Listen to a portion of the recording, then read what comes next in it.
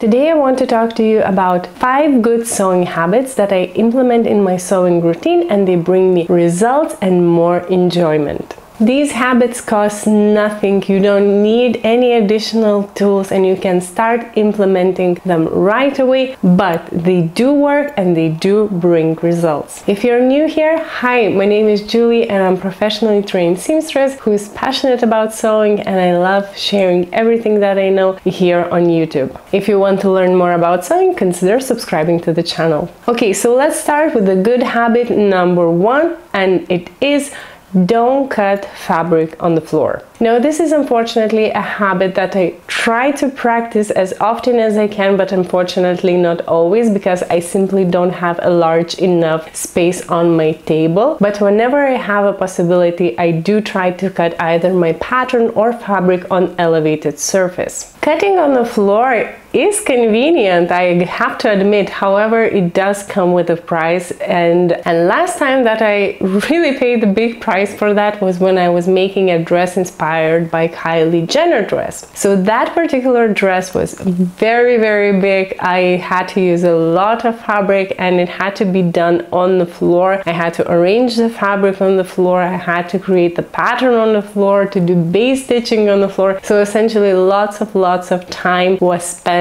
on the floor, and I paid the price the next day when my back reminded me of what I did. And unfortunately, I was in quite discomfort for a few days after making that dress, and I think that it's just not worth the trouble of being in discomfort. So whenever you do have a possibility, try cutting fabric and patterns on elevated surface instead of the floor. Now, second good sewing habit that I practice is measuring the pattern before I cut it from fabric. As many of us, I don't have a standard type figure, so I do need to do kind of a lot of adjustments on commercial patterns whenever I work with them. What I found works best for me is to making adjustments on the pattern prior to cutting to the fabric. This way I can catch on fitting issues up front and tackle them and solve them before cutting on the fabric, and this is in particularly handy when working with fabrics when the layout is very important. For example, if you're working with striped fabric or checked fabric. At minimum, you want to be measuring 3 most important parts, which is bust, waist, and hips. However, each of our figures are individual. For example, I know that my torso is 2 centimeters longer than the, let's say, burda pattern standard. So I always also measure the length of the back and make adjustments on the pattern before cutting it as well. And this way I can get better fit of the pattern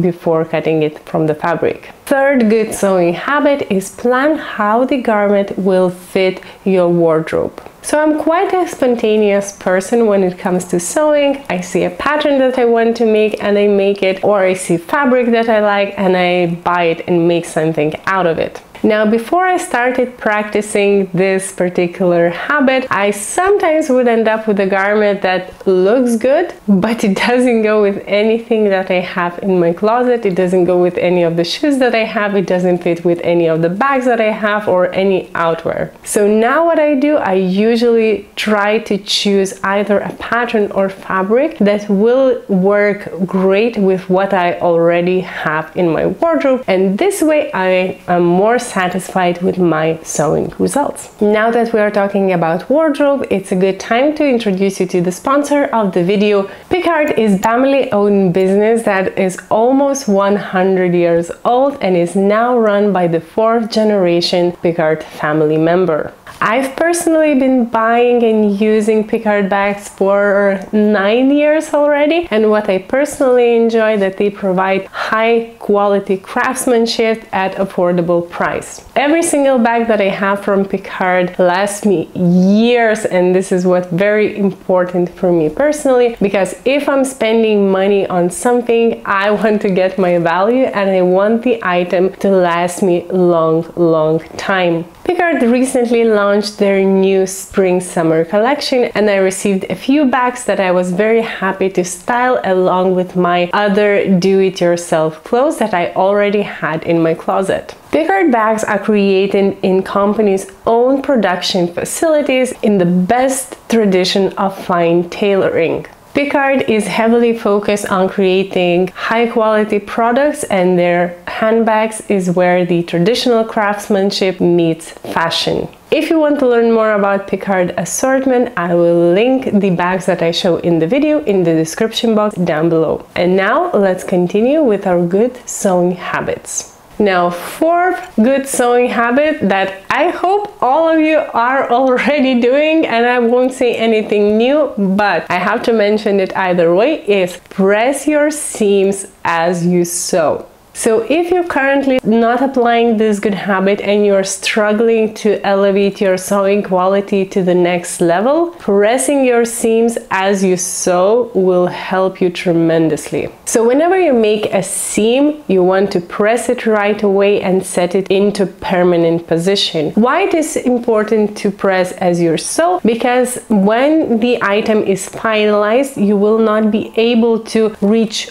all the seams well, and they will not be pressed well. And this is kind of one of the biggest indications when the item looks homemade, is when it's not pressed right. So ideally, when you make a seam, you have to press it. I like to make several seams, and before connecting them with another seam, I press them all and make sure that they look nice and crispy, flat pressed. I cannot emphasize how much pressing is important in sewing quality, so please try pressing your seams as you sew, and I promise you, you will see a difference. And the fifth final good habit that I keep practicing is make a few stitches before sewing them on the garment. In particular, I like to do it with the buttonholes, because buttonholes for my machine is a bit tricky to make, so I always make a test buttonhole stitch on a piece of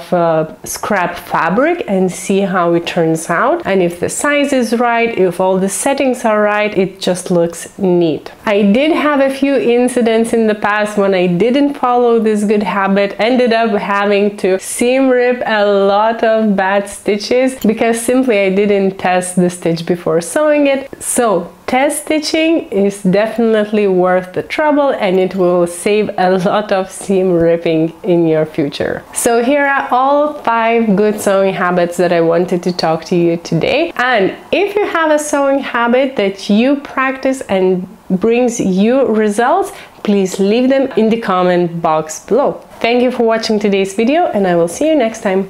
Bye!